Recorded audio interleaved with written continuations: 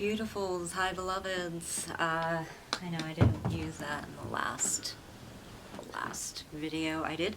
So this series of videos, excuse me for a second, just getting a little cold, is called Know Thy Enemy. It's important. I've learned a couple things. So it can be confusing sometimes. How do you know your enemies?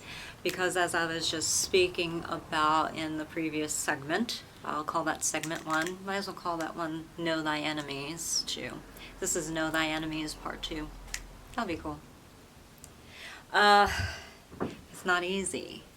And you can get tricked. And I was tricked. So I've learned the tricks of enemies. So I won't be tricked anymore. So, if somebody's really trying to get you to believe something very, very bad about somebody else and they really don't have any proof or evidence, because I've found enemies and I said, be careful of this person, look what they did to me. A little different. I've had people just say, hey, this person's doing this without any evidence. Please don't latch on to them because it can hurt somebody. And I was a victim of it because somebody got a little carried away with something, and it's pretty bad. But it does not mean that I can't fix things. It does not mean that those guilty won't be held accountable. It just took a little longer than I would have liked. You know, the sin of the Amorites. Let's just be biblical for a second. Don't tune out. This is a good one. Has not met its full measure. So let's say the full measure of sin is here. And if somebody's here, and maybe it took 2 years to get there, and maybe it takes 10 years to get here, maybe it takes 50 years, oh Lord help us, for somebody to get here until they get to the end of themselves, you know, an alcoholic. The sin of the Amorites have not met its full measure. And if you believe in God, God just does delve out his justice to people who don't know him or call him Father or Savior, whatever you want to say there. And for the ones who are his beloveds and have accepted him, he still disciplines us, but he won't destroy us. Our enemies he does destroy. So, and we are called to not necessarily, well, it depends. Look in the Old Testament. He used a lot of people. You know, there were babies that were sacrificed on altars, and God did away with them, but he used people. It's like, you got a warning, these are live babies, and you're murdering them. Okay, warned, you don't listen, then the troops went in. I'm cutting to the chase. It's actually a very beautiful, strong story, but they couldn't defend themselves. What were they going to do? You know, lying naked on an altar. But just jump up and start kicking some tail? They can't. Of course, that would be, in the bad guy's eyes, the bad guy's perfect sacrifice because they can't fight back. That's what these people look for. We call them bullies, but they're very evil-minded to different extents and levels, right? People thought that I was an easy target and they could pick on me. They're seeing differently. They're seeing, oh, you know, God was just waiting for your meter to be completely full. Now, why does that happen? Well, scripturally speaking, he is not an unjust God. He does not reward unjustly, and he does not vindicate or delve out his justice and punish evil people unjustly either. So, you know, he sees the beginning and the end, right then and there. It's done. We are walking and fulfilling it in a sense. Cutting to the end of the chase, of course. There's a lot more involved in that. That is his experience. Our experience is making choices. Our experience is riding on this thing we call life. Very finite. God, very infinite, right? Our perception is finite. We see through the veil darkly. Hold on. They get a little brazen, right? Every video I've done pretty much, especially lately, I'm recording the evidence. Nobody called for the police. It wasn't like this. It's weird. You can't have it both ways. You can't have a good safety record, and we looked it up and we have copies of it, right, of the valley, this area, and yet have all of this stuff happening too, and something's not right there. Something's not right. Okay, but the Amorites met their full measure, so God can now say, all right, that was the last straw. Over here on the good side, right? You have met your full measure. Well done, good and faithful servant. Bestows the crown, the reward, the freedom, the whatever it is that he believes you deserve. Okay, so for a long time I was reading signs, and God does do signs, and it says, you know, how is it that you can't even read the sign of the weather, the times, but you do realize that our enemies also know the Bible pretty well, and Satan knew the Bible really well. But just practically speaking, you know, our enemies know the Bible.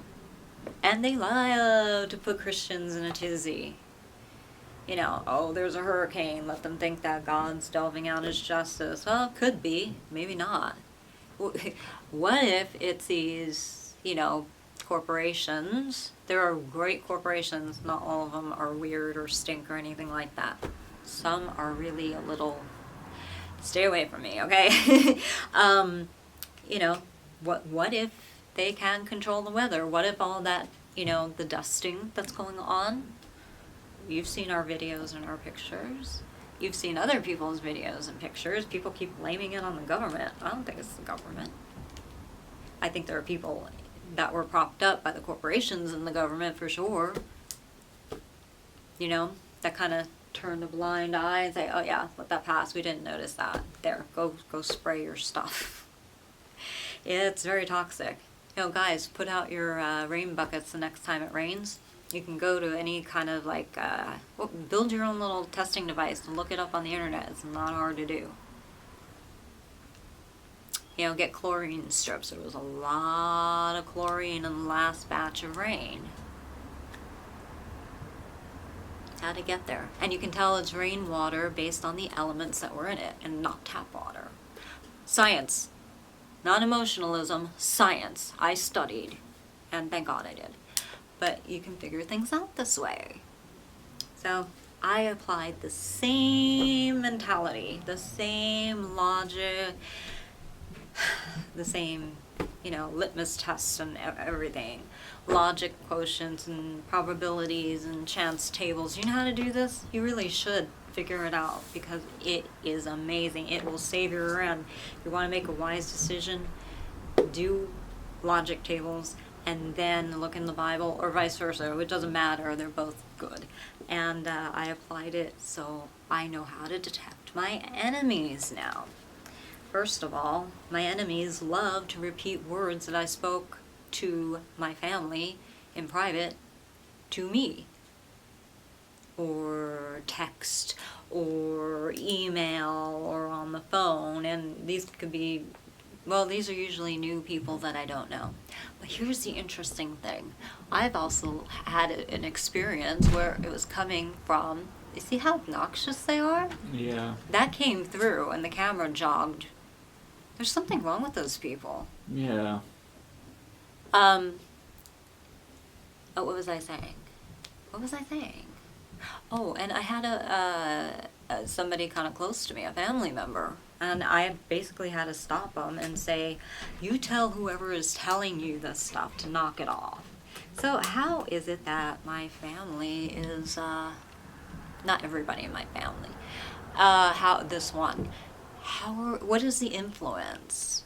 And how do you pass along a message to somebody? Well, there's subliminally. It's not hard. This is not ultra mind control by any means. I don't even know really what that is. It sounds ridiculous to me. I think that's a redirecting type label to cover up what really is going on, you know, because this ultra mind control thing is like, that sounds really weird and crazy. But you know what? There is a tactic that helps you memorize things, and you can actually induce yourself into a state that helps you memorize, and you're aware of it. Okay, so if you don't want to like do that to yourself, and you know, because I always had a hard time memorizing my lines. I'm like, why can't I get this? Why can't I get this? So there is, like I said, there is a corporation that uses this to help their cast members, let's just call them cast members, I don't know, actors, right? Help them so when they hear a certain word like chocolate, all of a sudden and this helps for improv, right? Their cast members can just right away just start firing away and start incorporating key words and key phrases or key sentences. It's not just repetition, there is a technique to this. Okay, so that is somebody who actually has to do it for a job or wants to do it for a role or something like that. And it's actually a really interesting technique, and you know, I find it a little unsettling, but it works. And then I was like, well, okay, how is my one family member coming up with this? And the second I said, you know, just tell them to stop, I knew it right away what it was, and it snapped them out of it. So they're not being hypnotized. That's really, I don't know, that's kind of weird. I know you can be in a relaxed state, right? So I was like, what is this? What is going on exactly? There are people that have been inserted into, say this circle is my family or your family, your circle of influence. And they're in the circle of influence some way, somehow. And by talking to somebody, like if you keep replaying my video, you will start getting these words into your head. And you can actually fall asleep and just let it play. And then before you know it, you're regurgitating my stuff, maybe not even realizing that you got it here. One example. There are many ways to do it. But there can also be people around them. And, you know, they're kind of clever. I caught on to them. You know, they're like telemarketers fishing for information. And be careful of the marketing industry. Not all of them are horrible, but some of them have questionable tactics. I worked in marketing legitimately for a magazine, and we never did stuff like this. You know, that's why a lot of this hokey BS marketing has been coming out, because it's just inauthentic and it's just a little weird. But and it's not working. But here's the thing: if you actually start regurgitating things, or somebody regurgitates it to you or speaks it to you, okay, a fishing expedition. Okay, so you call up a company, a company, an entity, and they say, please know that you will be asked personal information like your name, your date of birth, address, phone number. We do this to provide you better customer service. And then there's a little disclaimer real quick that, you know, you hear on a voluntary basis or something like that, very short. But you see, they save that to the end. They don't say, you can volunteer for this, and this is what it is. They put the other stuff first because it's bigger. And anything bigger at the beginning, it gets to your brain first, and it makes the bigger impression. You know, first impressions are, you know, better do a good job, I guess.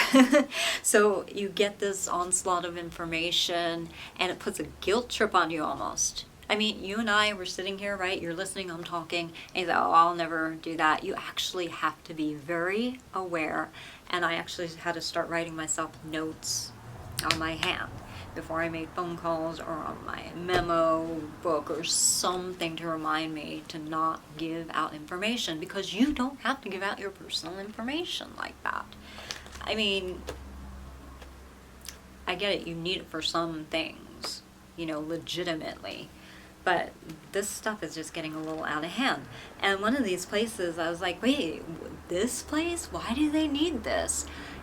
Every single place is collecting your information. And then they sell it to other people. We know this. This is nothing new. But a lot of these places, that's how they're making their money. It almost becomes a front, a propped up thing. You know, maybe their business is, I don't know. I don't want to defame any business, but just whatever that business is, right? And this is what they're supposed to do, and this is what they market. But because of that first prefacing little message on the phone call, that's the business. You see what I mean? Be careful. Know thy enemy. So I'm learning all of these little tactics. All of it. It's all phishing. It's all marketing. In the late 80s, it really started. You have to be careful. Market data research. You see that new thing that's on Facebook saying if somebody's, I'm surmising it, go look for yourself. If you're a California resident, they're trying to say it's very vague, and that's what I'm having a problem with it too. I'm having a problem with the whole thing, so is my husband. That anybody who's talking about you Facebook has the right to do whatever they want with it. Like, no, you don't. And then how are you going to know who really is in California or not if that person that somebody's talking about isn't even in this country? How is Facebook actually going to verify that? You know, people put up fake locations all the time because they don't want people knowing their business. So, I mean, you can't figure it out. It's really sketchy and fishy. But, you know, be careful. Something not okay is going on in California, and I feel for those people, you know. Here's the other thing too. So know thy enemy. Look for this kind of stuff, people. And I mentioned that thing about Facebook because they made it public. Go look. I ain't saying nothing that ain't already out in the public. That's just how I feel about it, and I think we're going to actually legally do research on that and see if that's even something that they can get away with and do. I don't think so. Something's wrong with that. Okay, so people in your circle, how they get in. It could be an actual person that's a friend, a new friend, or something like that. Be careful. Be very careful. Learn to look for these signs. You can misconstrue them. I know that. That's why I'm saying know thy enemy. What are they actually doing? You know, what is the motive? Follow the money. If let's say somebody marries into the family just so they can inherit what they think they might inherit. Like, say if somebody in my family marries one of my siblings or something like that. I'm not saying this happened, but I'm just, example. Thinking maybe they're from the corporation, one of their people, and they're thinking, oh, let me marry into that person's family so I can inherit for the corporation or influence who I'm marrying, so that way when we're all gone, we can help the corporation get the intellectual property. No one's getting my stuff, okay? When I am done, that is it. Whatever I made with my product, you can enjoy only that. No more. It doesn't get made into 50 other sequels. It doesn't go into the public domain. Nothing, okay? I know that's a disappointment for some people, but too bad. I made my stuff from me for now. I mean, look at all the artists we have. We have Vincent van Gogh. We have Picasso. People are not, you enjoy what it is for the moment and there is not another Picasso going around, or there's not a company going around hiring somebody and saying, you know what, we know Picasso's dead, but just go ahead and make a sequel. That's respect. I don't like what's going on because people are taking things and they're just redoing everything, and it used to be maybe once every 50 years Then it was like maybe 20, 25 years. Now it's like every 3 to 4 years. It's like, you know what, let's remake that film again. And I'm really having a problem with it. I find it's very disrespectful. You know, I get it. You want to make money and you think, oh, that's the brand, but do something completely different. And if somebody says no and the heirs are like, you can't, there's this document, no. Respect that, okay? Just respect it. It's follow the money. It's what my dad always says, follow the money. But so somebody marries into the family, we're all gone, my heirs are all gone except for maybe whoever that person married into my family, and maybe they get the stuff. No, they don't get it. They don't get to influence their spouse who would be related to me to, oh, but you'll make so much more money. Just sell them the rights. Just give them the rights. Or they want to do a nice little thing. And, you know, before you know it, there's all of this stuff happening where they say, you know what, that person, me, didn't even create it to begin with. And they do all sorts of things. They do. They do some really... Watch that film, Wag the Dog. Did you see? They decided to lie and create an album, a song, out of nowhere that was created at that present time. And they lied and they stuck it way back in the records. Oh, it can be done very easily. We're going through a lot of things with copyright and trademark. Oh, wait, I'm going to make a video on that. We have it documented and them in writing, and it's very, we've never had problems like this before. The change happened, I want to say, and there were always problems, but not like this. The change started happening, I really noticed it around 2007, 2008. And I'm like, what transpired during that time? And then if you go back even further, you can bookmark and say, oh, there was a big bad movement within, you know, the USPTO and the Copyright Office, and, you know, there were some good things, you know, but it just got worse. And then really, you are entrusting somebody with whatever you send in. That's as far as it goes.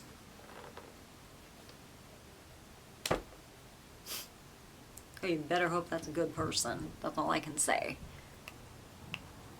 Know thy enemy. Okay. It's the signs. Okay, they regurgitate my words I said in private. That's like a dead giveaway. They try too hard to be in your inner circle. Okay? That's always a good clue too. And they're not necessarily nice, and they're not necessarily doing you a favor or helping you or anything like that.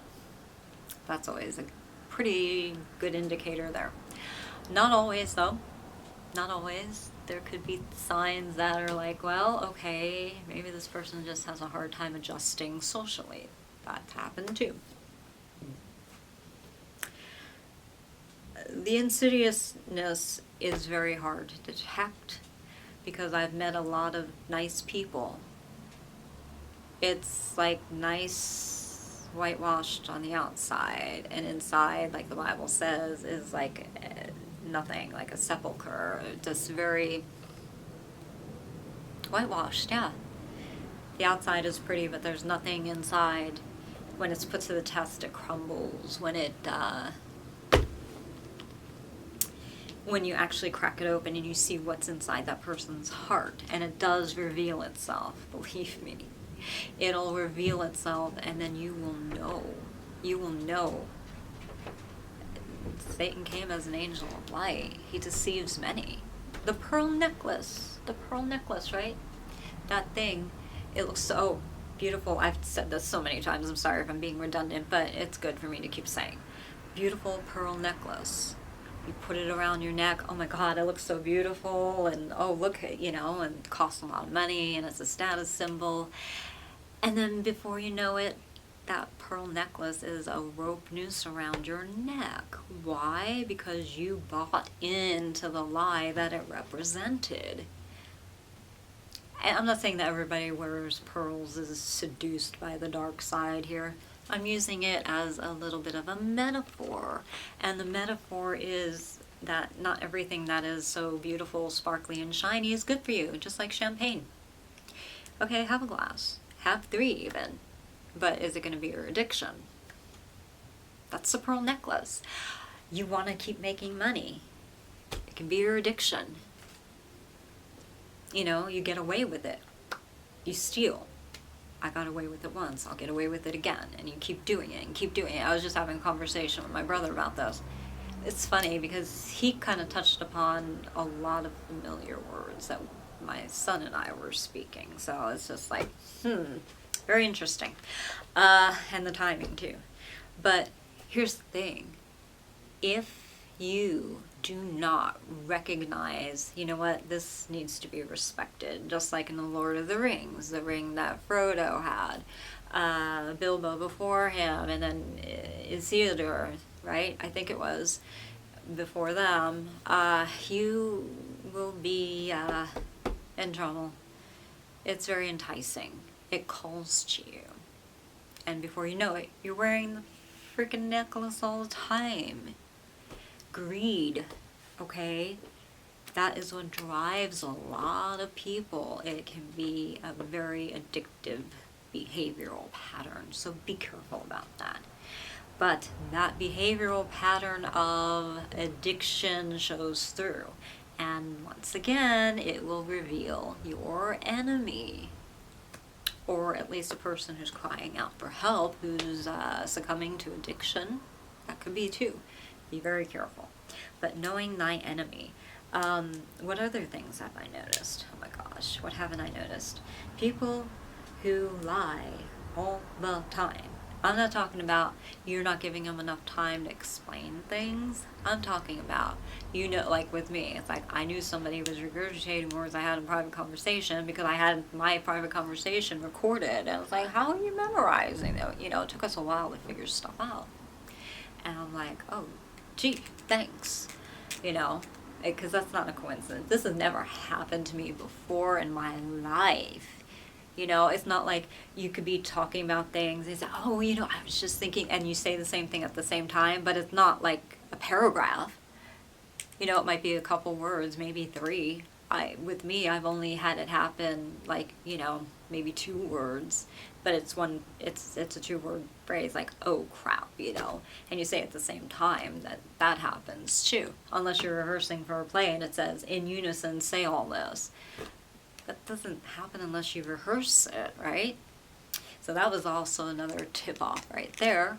You know, you start seeing people like trying to emulate you and not out of love. You know, first of all, when you start repeating somebody else's words from their private conversations, or you are using their personal stories as your own, and you're making sure they hear you, and there's this looking to make sure they see that you hear them, there's something really not okay with that. I've been calling a lot of people out lately. So's my husband, because he's like, my son, he's like, wait a minute, we've been saying that. I love our cameras. If it wasn't for our cameras, it would have been very interesting. But so we figured out how to, you know, blow the top on that one. So those are enemies for us. What's another way that you can know your enemy? Well, you know, there is such a thing as fake Christians, fake people. Oops, that's not how you spell it.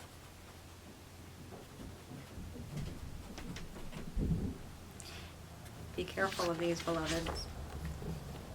These are what God says in the Bible of wolves in sheep clothes. When put to the test, there's nothing true in their hearts. We were at this one place not too long ago, and we had it was at a Christian function. And they were supposedly Christians, you know, they were all decked out saying, hey, I'm a Christian, look at everything that I'm wearing, you know, the paraphernalia.